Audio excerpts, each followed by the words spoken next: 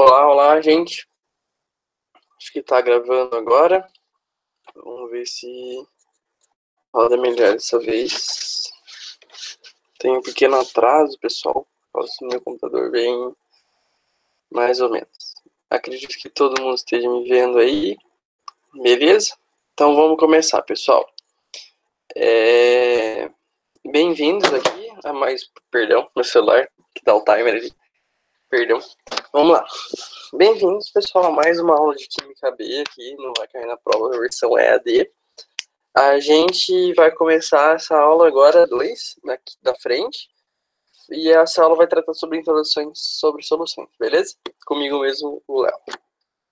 Então, pessoal, eu vi que na semana passada houve uma pequena confusão sobre a ordem das aulas e tal. E porque eu comentei que eu ia alterar um pouco. E eu resolvi explicar aqui, até aqui o que a gente viu e o que a gente vai ver. Então, pessoal, na aula passada, o que a gente viu? Que foi a primeira aula EAD. A gente viu a classificação de misturas em relação ao tamanho da partícula, ou seja, foi aquela parte de suspensão maior que 1000 nanômetros, solução menor que 1 nanômetro e entre eles a dispersão coloidal. E a gente viu as dispersões coloidais todas, que foi a aula 2 da apostila. Ou seja, a gente viu o início da aula 1 e toda a aula 2, que foi os fenômenos de dispersões coloidais específicos e como classifica entre elas, beleza? Na segunda aula EAD, que é essa agora, o que a gente vai ver? O restante do conteúdo da aula 1 e o início da aula 3. E o início da aula 3 vai ser só a parte de classificação e solução. Saturada, insaturada, supersaturada, beleza? Na próxima aula, terceira aula EAD, a gente vai ver os gráficos do coeficiente de solubilidade e como trabalhar com eles, e é concentração, ou seja, aquela partezinha de cálculos de como concentração, diluição e etc., que é o restante da aula 3. A partir da aula 4, como eu comentei na aula anterior, a gente vai começar a seguir certinho a apostila. A aula 4 do EAD vai ser a aula 4 da apostila, que vai ser expressões de concentração. Beleza? Caso vocês tenham alguma dúvida, caso algum colega de vocês tenha alguma dúvida, fala para eles que nessa parte do vídeo, nesse slide, eu explico certinho o que está acontecendo, aí só voltar aqui caso aconteça. Na aula exercício de amanhã, eu vou mostrar como os exercícios que eu vou cobrar, os exercícios que a gente vai trabalhar e onde estão eles na apostila, beleza? E sem um erro de gabarito dessa vez. Vamos lá então, pessoal. Na aula passada, o que a gente viu? Que existe a classificação das misturas a depender do tamanho da partícula. E o que era a solução? Solução, pessoal, a definição de solução, como foi classificada lá, é a mistura homogênea, são misturas homogêneas com partículas menores que 1 nanômetro. Lembra disso? Você tem a suspensão, que é maior que 1000 nanômetros, a dispersão coloidal, que é entre 1 e 1000, e as soluções. A gente sempre abordou, tanto o exemplo que eu dei na aula passada, foram de soluções que geralmente são aquosas, ou seja, são soluções que o solvente é a água e a gente geralmente solubiliza algum sal ali dentro. No entanto, pessoal, existem outros tipos de soluções que também se encaixam nessa descrição, que podem ser tanto líquidas quanto sólidas. Por exemplo, aqui vocês podem ver, quem pegou a referência do Senhor dos Anéis, que aqui vocês podem ver que tem um anel, e o anel, pessoal, de ouro, as alianças de ouro, geralmente, elas são uma liga entre ouro e outros metais. Pode ser cobre, pode ser prata, varia. E essas ligas, pessoal, são soluções, só que elas são soluções sólidas. Elas se encaixam na descrição, mas são soluções sólidas. A gente também tem soluções que são soluções de gases em líquidos, como a Coca-Cola, refrigerantes e várias outras. Por exemplo, os peixes têm gás, o oxigênio também se dissolve na água, isso é uma solução. Também a gente tem soluções clássicas, aquosas, e a gente tem aquelas soluções gasosas, por exemplo. Uma mistura de dois gases, oxigênio e nitrogênio, que é basicamente a composição da nossa atmosfera, é uma mistura gasosa. É uma mistura gasosa também, mas é uma solução gasosa, melhor dizendo. Beleza? Para falar um pouquinho mais das soluções, a gente tem que entender alguns conceitos importantes, conceitos fundamentais que vão, tipo, que é a base do que vocês precisam saber para aprender soluções, para entender melhor o conteúdo. A primeira parte delas é entender o que é soluto e o que é solvente, beleza? Soluto, pessoal, é a substância que é dissolvida, ou seja, é aquela substância que você adiciona e que ela é dissolvida. Essa substância que vai ter o tamanho da partícula, de menor que 1 nanômetro. O exemplo mais comum delas, nas soluções aquosas, que é o que a gente mais usa, são os sais diversos. Podem ser vários tipos de sais, NaCl, KCl e etc. Vários e vários tipos de sais. Por outro lado, pessoal, o solvente é aquela substância responsável por dissolver o soluto, que é responsável pela dissolução. O exemplo mais comum, pessoal, como eu falei, é a água. No entanto, a gente pode ter outros tipos de solventes, como os solventes orgânicos, que é uma coisa que a gente usa bastante na química. Álcool é um solvente orgânico, hexano é um solvente orgânico, éter, etílico, e vários outros que o Machado pode falar melhor, porque é da área de orgânica, são solventes bem legais, mas a gente também pode usar. E o que é importante saber disso? Que o solvente dissolve o soluto de acordo com uma regra. E essa regra é a regra de solubilidade. Famosa de regra de solubilidade, que eu acredito que vocês já devem ter ouvido. A regra de solubilidade nos diz o quê? Que semelhante dissolve semelhante.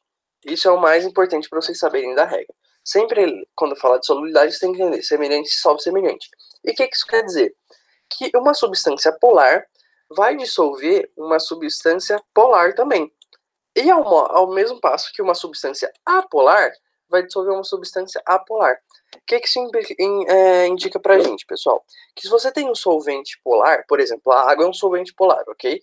A água tem o oxigênio e o hidrogênio que tem diferentes eletronegatividades, torna a molécula polar. Ela é um solvente polar. Ela só vai conseguir dissolver, ou melhor dizendo, vai dissolver bem substâncias polares, como por exemplo os sais. Sais são substâncias polares, por quê? Porque eles têm polos de carga. Como vocês vão ver mais para frente em ligações iônicas são ligações entre íons, e íons têm carga, beleza? São substâncias polares.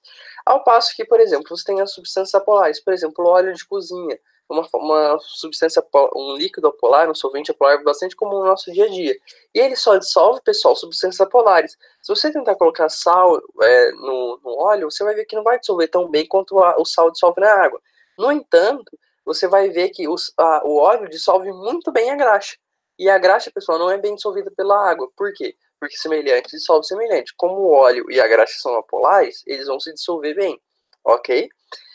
O que é interessante dizer aqui é que, como toda regra da química, isso aqui é uma generalização. Você vai encontrar casos que são no limite, casos que são intermediários, mas em geral, o semelhante dissolve semelhante, beleza? São essas coisas que vocês precisam entender no começo das soluções. Agora, pessoal, a gente vai tratar. Lembra que eu falei que existem vários tipos de soluções? Uma delas, que eu comentei antes, é as soluções que o gás é o soluto, em geral, e o líquido é o solvente, a solubilidade de gás em líquidos. Isso é importante porque tem vários fenômenos da natureza que trabalham com isso, que refletem esse tipo de fenômeno. E o melhor jeito, pessoal, de entender isso, na minha opinião, é pensando na Coca-Cola. Tá, por que pensando na Coca-Cola, Léo? Vocês já vão entender. Mas o que vocês... Eu não sei se vocês bebem refrigerante. Eu adoro beber refrigerante. Gosto bastante.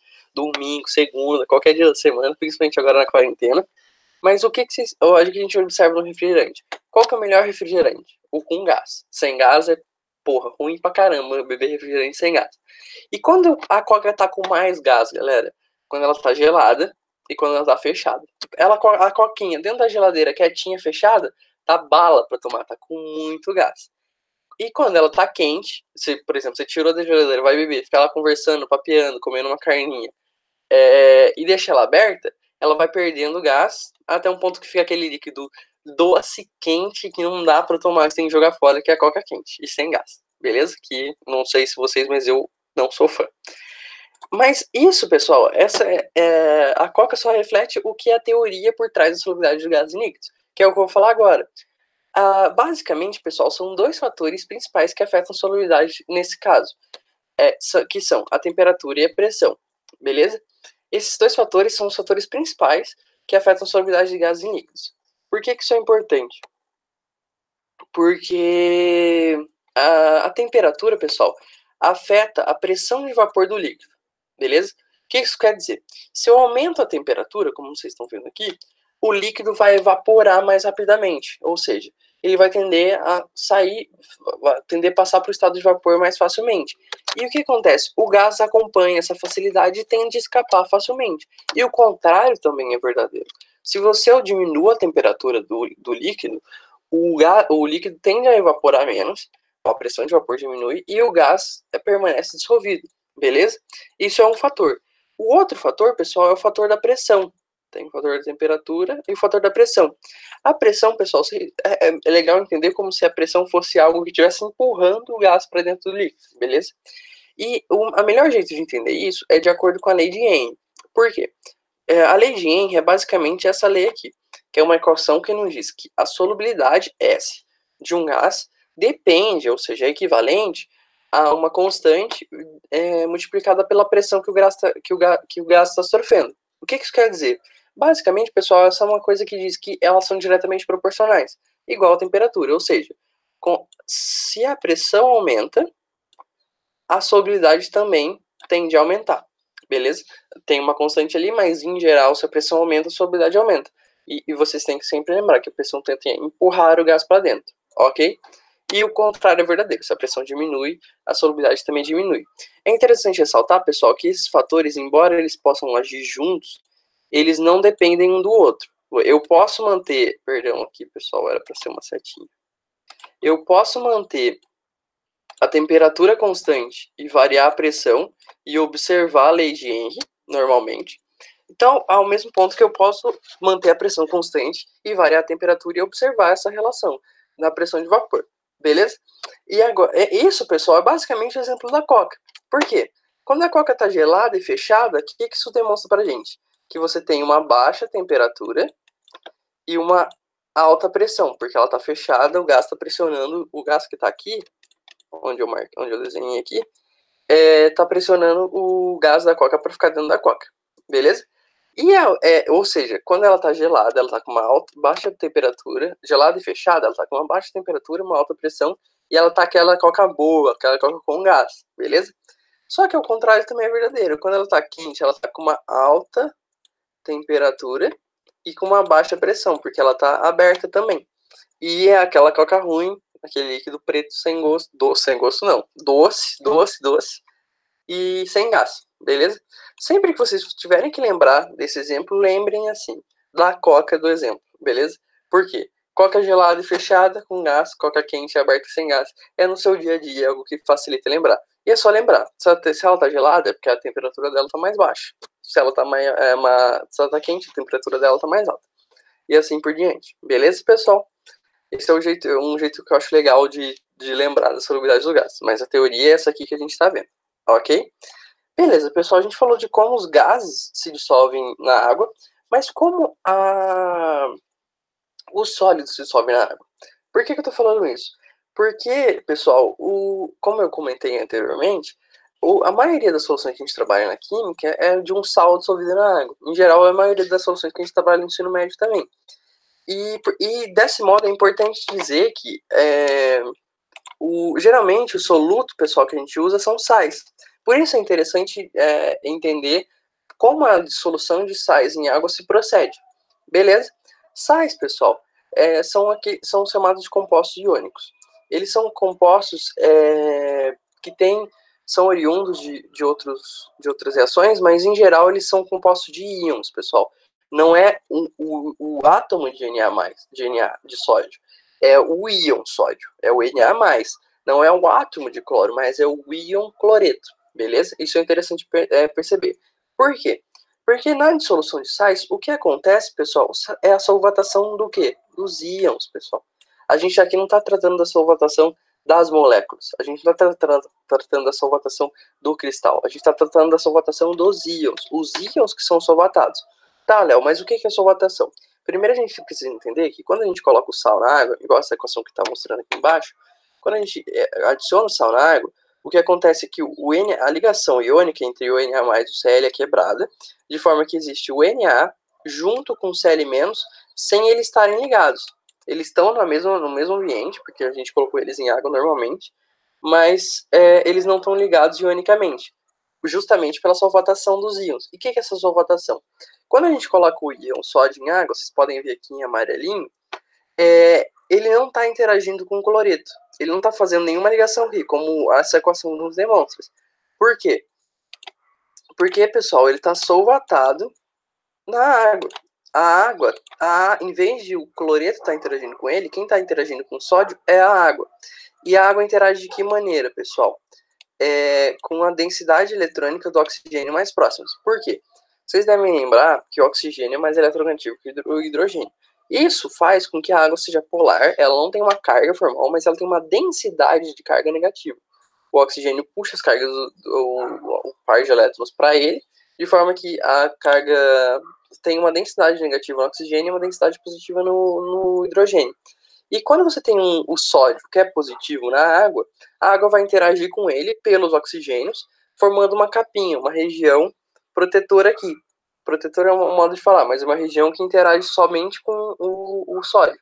E interage por onde, pessoal? Isso é bem importante. Interage pela parte negativa, pela parte da carga oposta. A água tem o polo negativo e polo positivo, ela vai interagir com o negativo, o oxigênio, com o sódio. O contrário acontece no cloro, porque como o cloro é negativo, ela vai interagir com os hidrogênios, que têm a densidade de carga positiva, beleza? Esse é o modo com que a dissolução de sais se procede na água, ok? É interessante chamar a atenção principalmente para a posição das moléculas de água, porque isso é bem importante e cai em alguns vestibulares, ok? Mas, pessoal, vocês já pararam para pensar? A gente acabou de falar de como essa dissolução acontece, mas será que ela é infinita? Será que eu posso colocar o tanto de sal que eu quiser na água, que a água vai continuar solvatando o sal? Não, né, pessoal? Acho que todo mundo concorda comigo que vai chegar um limite que a água não vai aguentar mais solvatar o sal. E existe esse limite. Esse limite também, pessoal, é determinado pela solubilidade do soluto. Por que isso é importante? O soluto, pessoal, pode variar. Pode ser, na verdade, um NaCl, pode ser um KCl, pode ser um, sei lá, qualquer outro sal que eu não consigo pensar agora, mas pode ser vários sais, e cada sal tem uma solubilidade específica, só que sempre vai existir um limite, e esse limite é determinado pelo sal, pela solubilidade do soluto. Se um soluto é mais solúvel, ele vai ter um limite maior, se um soluto é menos solúvel, ele vai ter um limite menor. Como a gente pode pensar sobre isso mais a fundo? Fazer um experimento mental, galera. É um experimento que a gente pode fazer normalmente em casa, normalmente em qualquer laboratório de ensino médio, mas como a gente está no EAD, a gente vai imaginar o que a gente está acontecendo. O que a gente vai fazer? A gente vai começar a adicionar soluto a um becker com água. Eu coloquei aqui 100 gramas de água, que é uma quantidade padrão, 100 ml, na verdade, 100 gramas, só para usar a mesma unidade, porque a densidade da água é 1. Em 100 gramas de água, a gente colocou inicialmente 50 gramas de composto.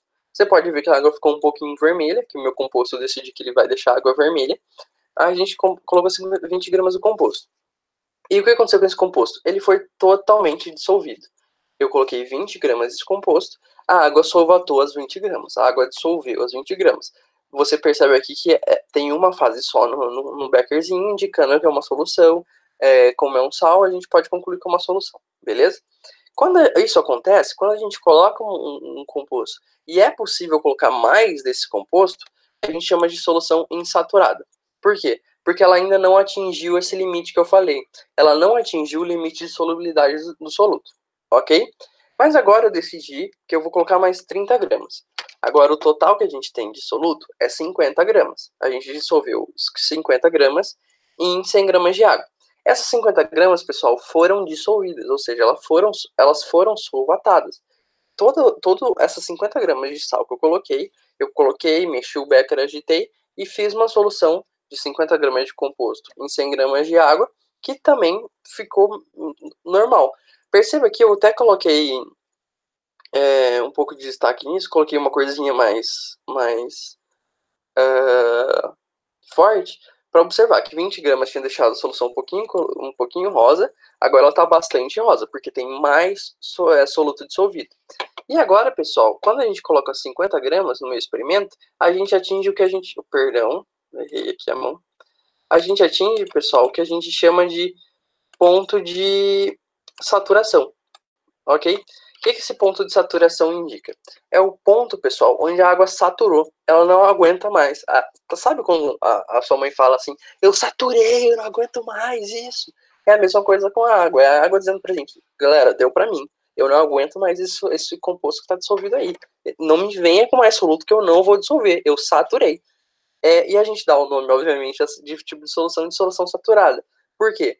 Porque essas 50 gramas é o limite, pessoal, é aquele limite que eu comentei anteriormente. É o máximo de composto que eu posso colocar na água para que esse composto ainda consiga ser dissolvido, beleza? Na mesma quantidade de água.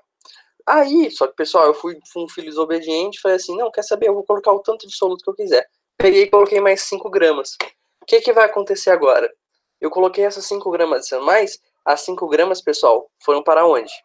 Aqui no fundo. Ela não foi dissolvida, pessoal. Por quê? Porque eu atingi o limite. O limite existe, pessoal, ele é realmente verdadeiro. A água, nesse experimento, o máximo que eu vou conseguir dissolver é 50 gramas. Essas 50 gramas continuam dissolvidas, eu não mexi nelas. Eu só adicionei mais. Adicionei mais quantos? 5. Essas 5 gramas que eu adicionei ficaram insolúveis. Como elas ficaram insolúveis, elas precipitam e ficam como o famoso corpo de fundo. Esse corpo de fundo, pessoal, só acontece porque as 5 gramas que eu coloquei não são dissolvidas. Por quê? Porque eu passei do ponto de saturação, isso mesmo. E é interessante ressaltar que as 50 gramas continuam dissolvidas. Eu não mexi nelas. O que eu fiz foi adicionar 5 gramas. Eu estou reforçando isso por quê? Porque essa solução, pessoal, a gente chama de solução saturada com corpo de fundo. Perceba, a solução continua saturada. A solução só parte líquida, entre essa e o slide anterior, é a mesma. Continua 50 gramas de composto dissolvido em 100 gramas de água. O que mudou foi que agora tem o corpo de fundo, que é o quê? O excesso, o que eu passei além do limite do ponto de saturação, ok? Tem um jeito, pessoal, que esse eu gosto de chamar que é um jeitinho brasileiro, que não foi um brasileiro que pensou, eu acho, mas é uma coisa que a gente pode adquirir, porque é bem coisa de jeitinho brasileiro, que é fazer uma solução com corpo de fundo virar uma solução sem corpo de fundo, sem mexer na quantidade de solvente e sem mexer na quantidade de soluto. Como é que a gente faz isso? A gente pega a mesma solução saturada com corpo de fundo, aquece. Ao aquecer, a gente faz com que essa solução com corpo de fundo vire uma solução insaturada. Porque quando a gente muda a temperatura, a gente consegue fazer com que a solução consiga dissolver mais sal. Esse corpo de fundo, esse sal, é então dissolvido e vira uma solução insaturada. Pode ser uma solução saturada, mas em geral vira uma solução insaturada. Por quê?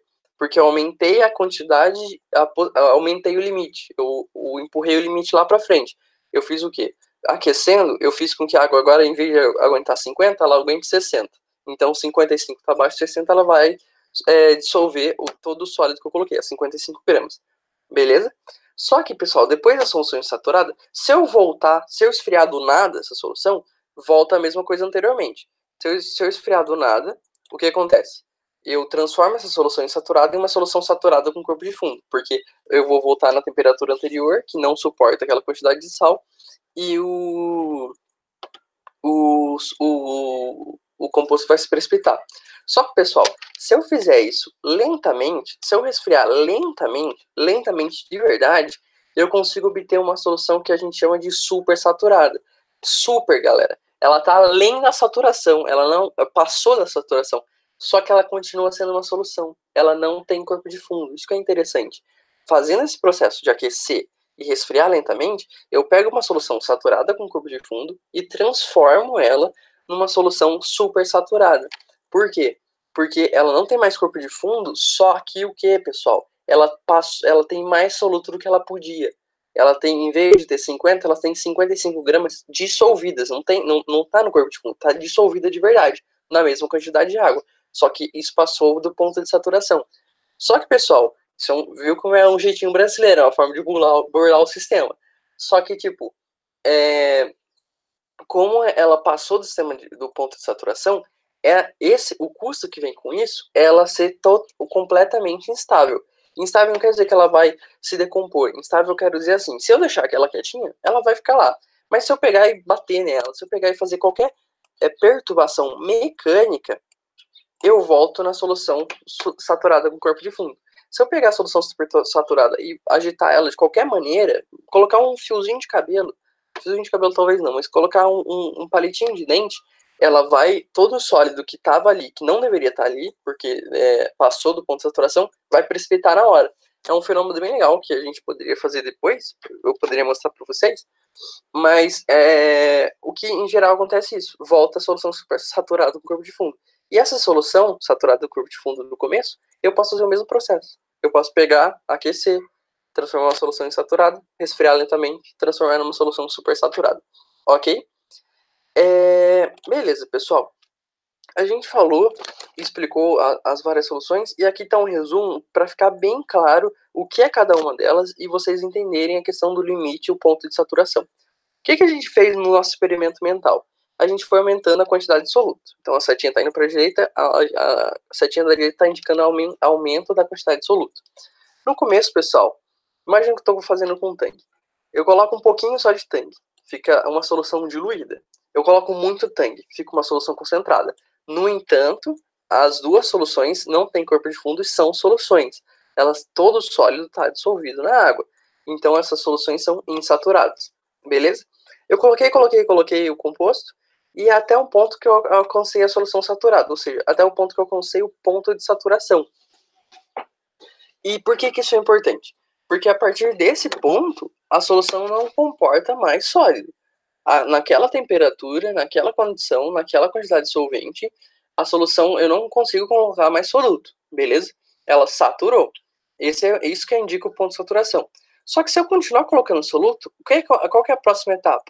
A saturada com corpo de fundo. Ou seja, eu estou colocando soluto, só que como ele não está sendo dissolvido pela água, porque a água não saturou, ela não aguenta mais, esse sólido vai ser colocando no corpo de fundo. E sempre lembrando, pessoal, uma solução saturada no corpo de fundo eu posso aquecer e resfriar lentamente, eu transformo uma solução supersaturada, que se eu fazer qualquer perturbação mecânica, eu volto a uma solução saturada no corpo de fundo. Isso aqui eu posso ficar fazendo um ciclo, pessoal, mas ambas soluções passaram do ponto de saturação. Essa aqui é instável, mas ainda não tem corpo de fundo, e essa aqui é saturada com corpo de fundo, se eu aumentar a quantidade de soluto, beleza? O que é interessante reparar aqui? O ponto de saturação. O ponto de saturação, pessoal, está intrinsecamente ligado ao coeficiente de solubilidade. Tá, mas qualquer um, qualquer outro. O coeficiente de solubilidade, pessoal, o que ele indica pra gente? Lembra, o ponto de saturação indica o limite. Só que o limite, pessoal, daquela solução. Não importa a quantidade de solvente, não importa a quantidade não importa qual seja o sal. O ponto de saturação, eu digo assim, ó, alcançou o ponto de saturação dessa solução. Não é um padrão. O coeficiente não, pessoal. O coeficiente de solubilidade indica pra gente o quê? A quantidade máxima de soluto que pode ser dissolvido em uma determinada quantidade de solvente a uma determinada temperatura e uma determinada pressão. O que isso quer dizer, pessoal? Parece confuso, mas não é. O que ele indica pra gente? Ele indica quanto de soluto eu posso colocar numa quantidade específica de água, pessoal. Não é a quantidade de solvente que eu quero, é a quantidade de solvente normalizada. Ou seja, quando eu digo normalizada, eu quero dizer o quê? O coeficiente de solubilidade sempre vai ser nesse estilo. X gramas de soluto, a quantidade máxima de soluto, por uma quantidade específica de água, de solvente, que em geral a gente coloca como 100 gramas de água, 100 ml de água, beleza? E o que é outra coisa muito importante? Há uma determinada temperatura e há uma determinada pressão. Isso é fundamental, porque ao variar a temperatura e ao variar a pressão, a gente pode obter variações do coeficiente, pode, não necessariamente deve, não necessariamente consegue, mas pode obter variação no coeficiente de solubilidade, sem mudar a quantidade de água, sem mudar o solvente, porque ele já está normalizado, sacou? Eu só mudo realmente o coeficiente, eu estou observando o efeito da temperatura. Por exemplo, pensando sobre o ponto de saturação ainda, se eu tenho 100 gramas de água, o coeficiente de solubilidade é 30 gramas de soluto por 100 gramas de água, um exemplo. Se eu tenho 100 gramas de água, eu vou ter 30 gramas como ponto de saturação. Por quê? Porque é o coeficiente de solubilidade, ele só aguenta aquilo. Se eu tiver 200 gramas, vai ser o quê? O dobro, pessoal, porque 30 cabe em 100, em 200 vão caber 60. Beleza. Só que o ponto de saturação agora vai ser 60 e não 100. Só que o coeficiente não muda, porque se eu dividir 60 por 200, eu vou continuar obtendo o mesmo 30 gramas de soluto por 100 gramas de água, que é o coeficiente de solubilidade. Coeficiente de solubilidade nada mais é do que uma coisa normalizada, uma coisa que a gente usa para comparar entre espécies químicas, beleza? E a gente pode observar esse efeito de temperatura que eu mencionei em gráficos. A gente pode observar a variação do coeficiente em relação à temperatura. Só que como a gente já está no finalzinho da nossa aula, a gente vai deixar isso aqui para a próxima aula, para olhar essa variação. E aí na próxima aula a gente já começa a falar, como eu coloquei anteriormente, começa a falar sobre as concentrações, diluições, etc., que é o restante da aula 3. Beleza, pessoal? Amanhã na aula eu vou explicar mais, eu vou explicar de novo sobre o conteúdo que a gente está abordando, e a gente vai fazer alguns exercícios que eu vou mencionar anteriormente, mencionar lá e vou direcionar lá melhor quais são os exercícios que é melhor para vocês fazerem e qual já dá para fazer, ok? Eu acho que é isso, pessoal. Não tem mais nenhum aviso que eu preciso dar para vocês. Mas qualquer dúvida, eu recomendo vocês deixarem aqui nos comentários mesmo do YouTube. Porque eu fico olhando, geralmente, na aula passada me ajudaram, na aula de exercício, a perceber que o gabarito estava errado. Então, qualquer dúvida, qualquer coisa, podem comentar ali, viu? É isso, pessoal. Muito obrigado. Até o próximo vídeo. Brincadeira. Que tem que parar de gravar aqui, que eu não sei como. Aí. Beleza, pessoal. Até mais. Falou, falou.